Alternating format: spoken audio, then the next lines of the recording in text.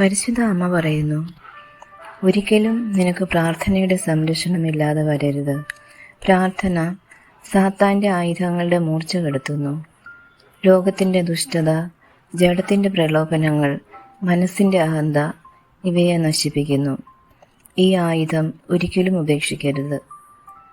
നീ ബലഹീനയാണോ, ദരിദ്രയാണോ, കുറ്റം ചെയ്തവളാണോ? ദൈവത്തിൻ്റെ വിശുദ്ധിയെ സ്തുതിച്ച് പ്രാർത്ഥിക്കുക. പരിശുദ്ധൻ, പരിശുദ്ധൻ, പരിശുദ്ധൻ.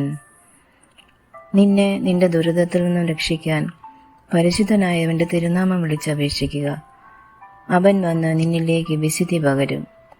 ദൈവസന്നിധിയിൽ നീ വിശുദ്ധമായി ജീവിക്കുന്നവളും ദൈവത്തിന് പ്രീതിയുള്ളവളുമാണോ? അപ്പോഴും ദൈവത്തിൻ്റെ വിശുദ്ധിയെ നീ സ്തുതിക്കുക. ദൈവത്തിൻ്റെ പരിശുദ്ധി അതിരില്ലാത്തതാണ്.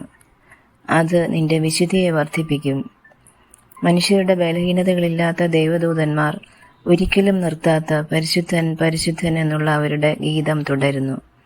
അതിനാൽ അവരുടെ സൗന്ദര്യം ഓരോ സ്തുതിപ്പിനും വർദ്ധിച്ചുകൊണ്ടിരിക്കുന്നു. ആ ദൂതന്മാരെ അനുകരിക്കുക.